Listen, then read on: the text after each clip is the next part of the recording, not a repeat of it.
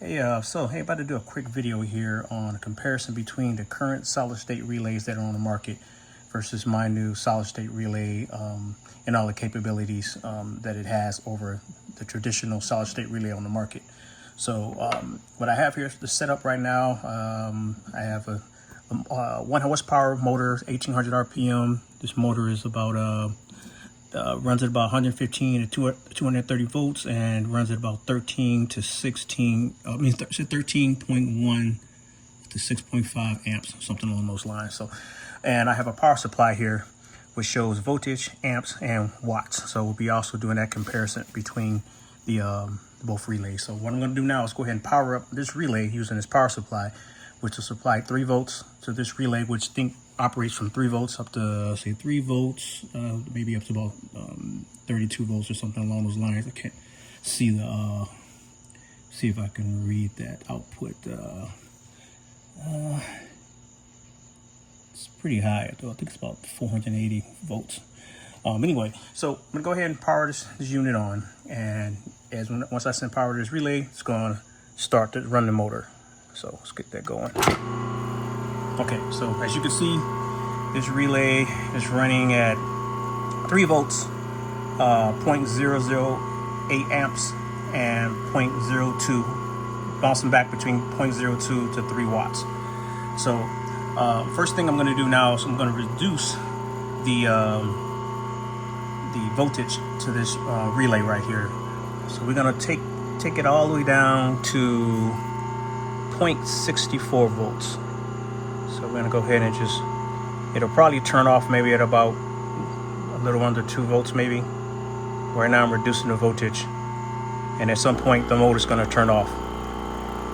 Okay, the voltage is too low. So about 1.7, 1.8 volts, the relay is no longer able to be energized to run the electric motor. So we're gonna take this all the way down. I think right now we'll take it to 1 volt. Okay, so right now 1 volt, and as you can see, the unit is off.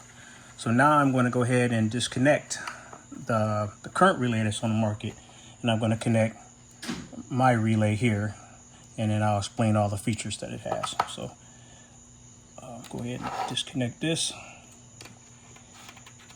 Disconnect the power supply. Okay, I'm going to, in real time, I'm going to take the heat sink, because this relay this electric motor here pulls a lot of current. So it requires a heat sink to not damage it. So go ahead and disconnecting this. Okay, and go ahead and connect this one here.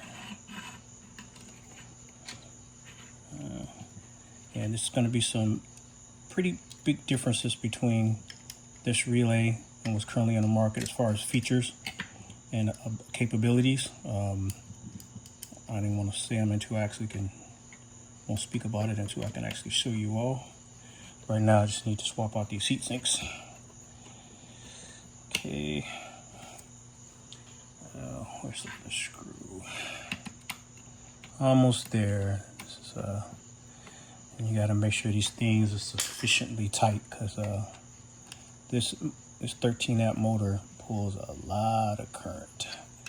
Okay, all right, almost there. Okay, so got everything connected. So now I'm going to go ahead and connect this motor here to my relay. Okay, let me make sure it's off. Okay.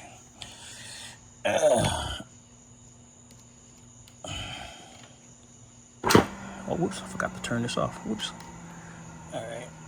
So, as I've kind of mistakenly shown you guys, as you can see, this relay, even though this particular relay shut off at about 1.7 volts, this relay can actually operate below, well below that. Now, there's 2 features on this relay. One is what power features.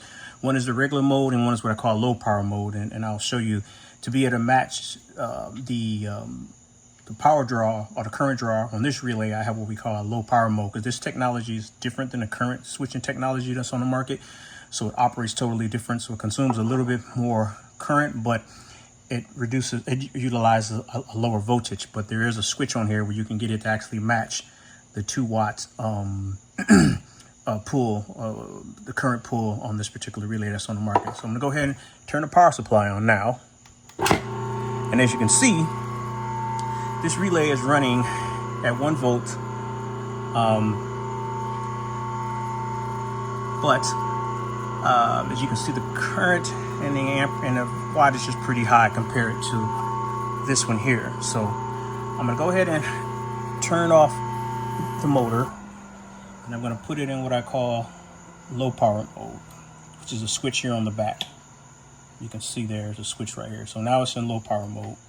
So now I'm going to bring the voltage down to 0.64 volts. Okay, and we're gonna go ahead and power it on.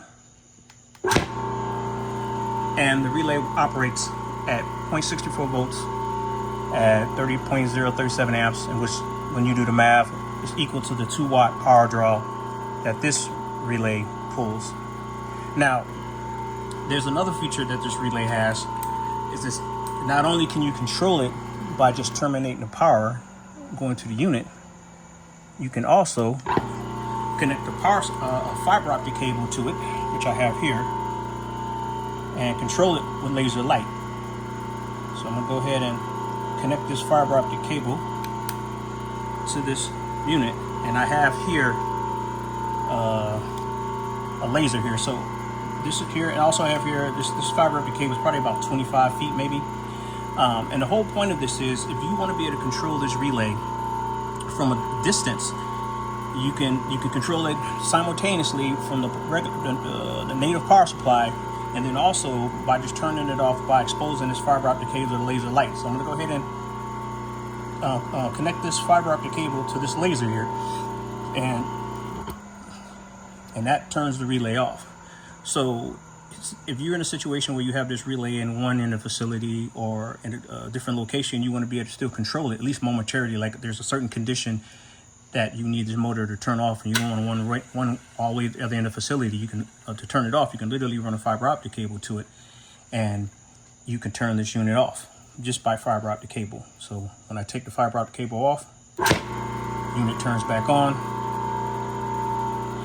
It also has an infrared sensor on here for fire sensor detecting. I'm still working on it. It does work, but I'm still doing a little bit of stuff here and there just to perfect it, but it does work. But now in low power mode, the only thing that changes is that the to be able to operate at such a low voltage and equal to watts, the red LED indication is turned off. But that's only if you need to operate, for your current power draw to match this relay here, because I believe this relay was pulling about 2 watts and this one's pulling 2 watts.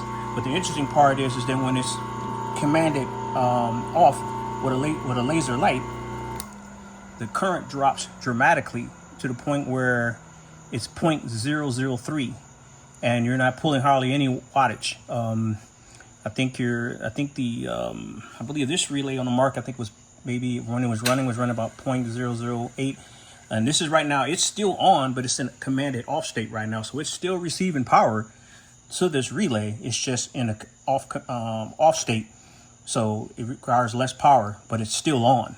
So take the fiber optic cable off, and the relay turns back on, and it equals the same wattage as the current relay that's on the market. And this is what I call low power mode. So I'm gonna go ahead and turn it off again. We're gonna go ahead and just really quick put it now. If current draw is not a big deal to you, now running the lower power, you normally wanna go ahead and switch this to turn our low power mode off. Take the power up to, whoops, I dug it. I'm going to take it up to about 1 volt. Well, I'll just say 0.9 volts. And you'll see when I power it back on. Let me turn the power supply on here. And right now the I'm gonna disconnect the fiber optic cable, and when it's not in low power mode, the LED turns on. If you need to know that. I mean, some people might not necessarily be watching this LED light. So the low power mode, it's pretty much the mode you want to use if you're trying to match the same current draw. Let me go ahead and set it back again to